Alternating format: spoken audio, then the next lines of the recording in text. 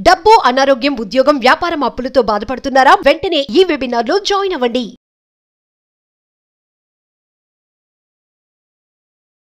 Hi hello నమస్తే, welcome back to Suman TV. Life skills, money coach, law of attraction Brahmashri JKR garu మనతో పాటు ఉన్నారు. గురుగారితో మాట్లాడదాం. నమస్తే అండి. నమస్కారం అమ్మా. గురుగారు, చాలా మంది తెలిసి తెలియక అప్పులు చేసి తీర్చలేక దాన్ని సూసైడ్ వరకు కూడా వెళ్ళిపోతున్నారు. చాలా మంది మనకి చనిపోతున్నారు.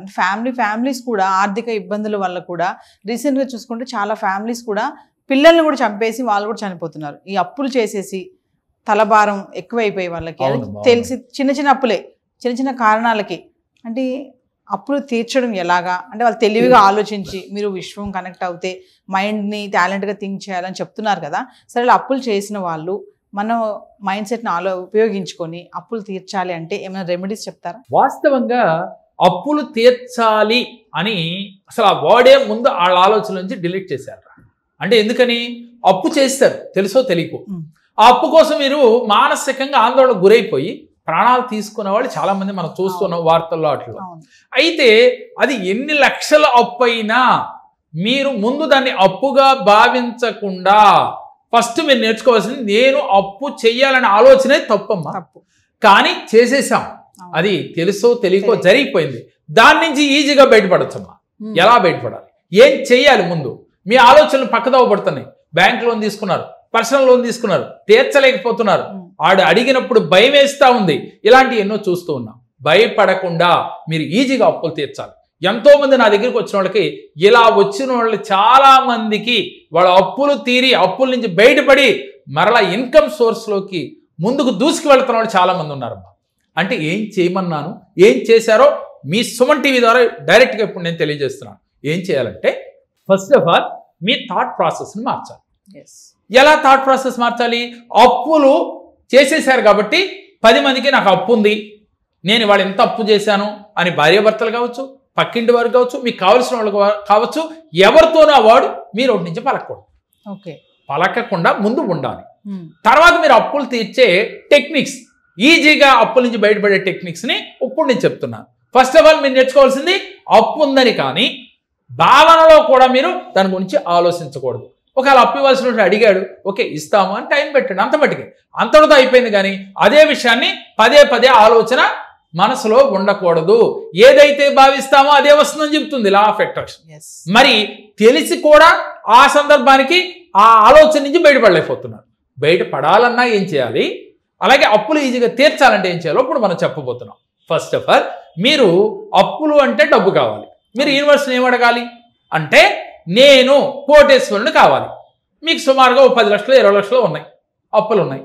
మరి అప్పులు మీరు కోటేశ్వరుడు అయితే ఈ అప్పులు ఉంటాయా? ఉండవు. కానీ మరి కోటేశ్వరుడు కావాలని అడగగానే విశ్వం ఇచ్చేస్తుందా అంటే ఇవ్వదు. ఇది వాస్తవమే. నేను కూడా చాలా మంది చెప్తుంటారు, అడగగానే యూనివర్స్ కోట్లు ఇచ్చేస్తుంది. ఎప్పుడు ఇస్తుంది అనేది మనం ముందు పాయింట్లోకి రావాలి. ఫస్ట్ పాయింట్, మిమ్మల్ని మీరు పరిపూర్ణంగా మలుచుకున్నప్పుడు మీ అప్పులనే పదాన్ని మరిచిపోయి లాభాల బాటలో పరుగులు పెడతారమ్మా. అది ఎలాంటి స్పీడ్ అంటేనమ్మా, ఇది ఫ్లైట్లో వెళ్ళే స్పీడ్ ఉంటుందా, అలాగే ర్యాకెట్ స్పీడ్తో దూసుకెళ్తారు. అంటే ఫ్లైట్ వెళ్ళే దానికన్నా ర్యాకెట్ స్పీడ్ ఇంకా స్పీడ్గా ఉంటుంది కదా. ఆ స్పీడ్లో మీరు దూసుకుపోవాలి అంటే ఫస్ట్ మీ థాట్ ప్రాసెస్ని మార్చాలి. మార్చాలంటే మీ మైండ్ మీకు వినాలంటే ఏం చేయాలి? మీరు ఉత్తరముఖంగా కూర్చుని ఫస్ట్ ఆఫ్ ఆల్ 11 సార్లు ఇలా చేయాలి. ఎలా చేయాలి అంటే, శ్వాసని దీర్ఘంగా లోపలికి తీసుకోవాలి. తీసుకున్నప్పుడు నేను లక్షాధికారిని అయ్యాను అంటే, వాళ్ళు వేలల్లో అప్పులుంటే లక్షాధికారిని అయ్యాను, వాళ్ళు లక్షల్లో అప్పులుంటే కోటీశ్వరుని అయ్యాను. ఎందుకని? మీ అప్పు వేలల్లో ఉంటే లక్ష వస్తే తీరిపోతుంది, మీ అప్పు లక్షల్లో ఉంటే కోటి రూపాయలు ఇస్తే తీరిపోతుంది. అందుకని నేను కోటీశ్వరుని అయ్యాను. ఎలా అయ్యావు అంటే, యూనివర్స్ మనల్ని అడుగుద్దా అంటే అడగదు, నువ్వే చూపించాలి. అమ్మ అన్నం పెట్టు అంటేనే పెడుతుందని చెప్తున్నాం. అదేవిధంగా యూనివర్స్ని నేను అడిగితే ఇచ్చే ముందు ఈ 1 కోటి రూపాయలు నువ్వు ఎలా రావాలనుకుంటున్నావు అని మన క్వశ్చన్ చేస్తుంది. కాబట్టి మనం ఏం చేయాలి? నువ్వు చేస్తున్న ఉద్యోగం ఏంటి, వృత్తి ఏంటి, అది ముందు దాన్ని బట్టి నువ్వు ఎలా వెళితే 1 కోటి రూపాయలు నువ్వు సంపాదించగలవో ఒక ఎల్లో కలర్ పేపర్ పైన ఒక రెడ్ పెన్తో కానీ గ్రీన్ పెన్తో కానీ క్లారిటీగా రాసుకోవాలి. అది నీకు అర్థం కావాలి నువ్వు రాసింది. సార్ నేను రాసింది నాకే అర్థం కాదు అనుకుంటే జీవితం కూడా అలాగే ఉంటుంది. ఫస్ట్ ఆఫ్ ఆల్ తాటికి అంత అక్షరాలతో రాస్తారా, మీకు కనపడి చూడగానే అట్రాక్ట్ అయ్యేట్టుగా రెడ్ పెన్తో ఎల్లో కలర్ షీట్ పైన రాసుకోవాలి. A4 షీట్ ఉంటుంది కదా, దానిపైన రాసుకోవాలి. అది రెడ్ పెన్ కావచ్చు, గ్రీన్ పెన్ కావచ్చు. ఇలా రాసేటప్పుడు ప్రతిదీ నేను ఈ వృత్తిలో ఇలా సంపాదించాలి. మరి జాబ్ చేసేవాడికి కోట్లు ఎలా వస్తాయి, ఆడు అప్పులు ఏమో లక్షల్లో చేస్తాడు అన్నప్పుడు జాబుతో పాటుగా మీరు ఒక బిజినెస్ చేస్తున్నట్టు. ఏ బిజినెస్ చేయాలి అంటే మీకు మనసుకి బాగా దగ్గరైన బిజినెస్, అది ఫుడ్ బిజినెసా లేదు మరేదైనా బిజినెసా చేస్తున్నట్టుగా కల్పన చేసుకోవాలి. అంతర్చేతన మనసుకి మీరు నమ్మించాలి, అంతర్చేతన మనసుని చేస్తున్నట్టుగా నమ్మించాలి. దానికి సాక్ష్యాలు రుజువులు ఏమి అక్కర్లా, మీ భావనే అంతర్చేతన మనసు సత్యమని అనుకుని విశ్వానికి కనెక్ట్ చేస్తుంది. అప్పుడు విశ్వం ఏంజెల్స్ దేవత ద్వారా మనకు డబ్బు వచ్చేట్టు చేస్తుంది. ఇది సత్యం. అయితే మనం ఏం చేయాలి, అందుకని లోపల గాలి పీల్చుకునేటప్పుడు నేను ఈ వ్యాపారం చేస్తున్నాను, ఆ వ్యాపారంలో రోజుకు నాకు ఎంత ఇన్కమ్ వచ్చింది అది పేపర్ పైన రాసుకుంటూ ప్లస్ విజువలైజేషన్ చేస్తూ ఎంత ఇన్కమ్ వచ్చింది, నెలకి ఇన్ని లక్షలు వచ్చినాయి, సంవత్సరానికి నాకు ఎంత వచ్చింది, నా అప్పులు ఎవరికైతే ఉన్నాయో ఆ అప్పులు తీర్చేసినట్లుగా. డబ్బు వస్తే అప్పులు తీర్చేస్తావు, ఈ డబ్బుతో అప్పులన్నీ కట్టేసినట్లుగా. ఆ కట్టి ఎవరి దగ్గర అయితే అప్పు చేసావో వాళ్ళ దగ్గర ఏదైతే షూరిటీ పెట్టావో ఈ డబ్బులు కట్టి ఆ షూరిటీ పేపర్, అది నోటు కావచ్చు, బంగారం కావచ్చు, ఏదైనా కావచ్చు, అది తెచ్చుకున్నట్టుగా విజువలైజేషన్లో క్లారిటీ ఉండాలి. అంటే నీ కళ్ళకి కనపడినట్టుగా, అంటే ఇక్కడ మనకి కళ్ళు మూసుకుంటే అది కనపడదు. ఇలా విజువలైజేషన్ పేపర్ పైన రాసి అది విజువలైజేషన్ చేస్తూ మీరు ప్రతిరోజు 11 సార్లు అంటూ శ్వాస దీర్ఘంగా లోపలికి పీల్చుకుంటూ పాజిటివ్గా ఆలోచించాలి. మరి వదులుతూ ఏం చేయాలి, అలాగే అంటూ దీర్ఘంగా శ్వాసను బయటకు వదులుతూ నిదానంగా పీల్చుకోవాలి, నిదానంగా వదిలేటప్పుడు నాలో ఉన్న ఈ భయాలని ఈ క్షణమే వదిలేస్తున్నా, నాలో ఉన్న టెన్షన్ని ఈ క్షణమే వదిలేస్తున్నా, నాకు అప్పు లేదు ఈ క్షణమే తీరిపోయింది అని భావన చేయాలి. ఇలా 11 టైమ్స్ చేయాలి. ఇది చేసిన తర్వాత మీరు భగవంతుడి దగ్గరికి వెళ్ళి పూజ చేస్తాం. పూజ చేసేప్పుడు మనం ఏమంటాం, భగవంతుడా నా అప్పులు తీర్చు అంటే భగవంతుడు ఏం చేస్తాడమ్మా, నువ్వేమో ఎక్కువ అప్పులు చేసేసి భగవంతుడు అప్పులు తీర్చని మణిదీప వర్ణన, లక్ష్మీ అష్టోత్తరం లేదు మీకు తోసిన మంత్రాలు చదువుతాం. అప్పుడు నువ్వు చేయవలసింది భగవంతుడి ముందు కూర్చుని లక్ష్మీ అష్టోత్తరం చేసే ముందు దీపారాధన చేసిన తర్వాత, మీరు దీపారాధన ఎందుకు చేస్తున్నాం, పంచభూతాలలో ఒకటైన అగ్ని ద్వారా భగవంతుడికి మన కోరికలు చేరవేస్తున్నాం. ఇది తెలుసుకోవాలి.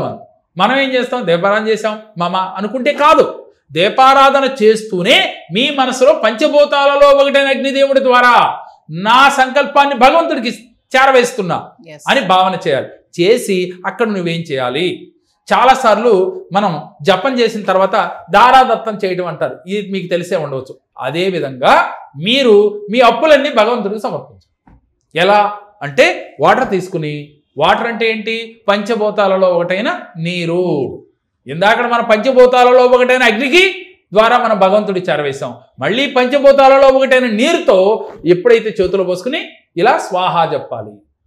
ఏమని, ఈ రోజునే నా అప్పులన్నీ తీరిపోయినాయి అని కిందకి నీళ్లు వదిలేదు. అంటే నీళ్లు వదిలేస్తున్నాం అంటే ఏంటి, అది మర్చిపోతున్నాం అని అర్థం. కోపంలో నేను నీళ్లు వదిలేసాను నీకు నాకు సంబంధం లేదనుకుంటుంటారు ఏదైనా సందర్భం వచ్చినప్పుడు గొడవల్లో. అదేవిధంగా భగవంతుడు ముందు నీళ్ళు ఎందుకు వదలాలి అంటే, భగవంతుడు సాక్షిగా నాకు అప్పులన్నీ తీరిపోయినాయి, నాకు అప్పులు లేవు, ఈ రోజు నుంచి ఆ పదాన్ని నేను తలవను అని చెప్పి నీళ్ళు ఇలా వదిలేసి, ఆ రోజు నుంచి అప్పులోడి ఇంటి ముందు వచ్చేసి మన యుద్ధం చేసినా ఆడికి చెప్పాల్సిన సమాధానం మంచిగా చెప్పి ప్రేమగా చెప్పి పంపించాలి. అంతే తప్ప అప్పులు ఉన్నాయని ఆడు ఎలాగానే మంచాన పడుకుని బాధ పెడితే అప్పులే వస్తాయి. అప్పుడు మీరు చేయవలసింది, ఇలా చేసిన తర్వాత మీరు ఈ మంత్రాన్ని 11 సార్లు ప్రతిరోజు చేయాలి. ఏమిటి అనంటే ఉత్తరముఖంగా కూర్చుని, ఎందుకని డబ్బు కావాలంటే కుబేరుడికి అనుగ్రహం కావాలి, కుబేరుడు అనుగ్రహం కావాలంటే ఉత్తరముఖంగా కూర్చుని, అంటే మనం ఉత్తరముఖం తిరిగి కూర్చుని ధ్యానం చేయాలి. ధ్యానం చేసి ఇక్కడ ఈ ధ్యానంలో మనీ మెడిటేషన్ చేయాలి. ఈ మనీ మెడిటేషన్ ఎలా చేయాలి, మీరు దగ్గరలో రావి చెట్టు ఉంటే రావి చెట్టు దగ్గరికి వెళ్ళి కూర్చున్నట్టుగా, లేదు నిజంగా రావి చెట్టు ఉందా మీ దగ్గరలో, లేదు ఒక దేవాలయంలో మీ దగ్గరికి ఉండి వెళ్ళగలిగే శక్తి ఉందా అంటే డైరెక్ట్గా అక్కడికి వెళ్ళి కూర్చోండి. లేదు మీరు కల్పవృక్షాన్ని మనం టీవీల్లో సినిమాల్లో చూస్తాం, కల్పవృక్షం మనకి ఎక్కడ కనపడదు సహజంగా. ఈ కల్పవృక్షం ఎక్కడది అసలు? ఈ పాత్ర ఎక్కడ పుట్టింది అంటే క్షీర సముద్ర మదనంలో దేవతలు రాక్షసులు చేస్తున్న సమయంలో అక్షయ పాత్ర, కామధేనువు, కల్పవృక్షం పుట్టింది.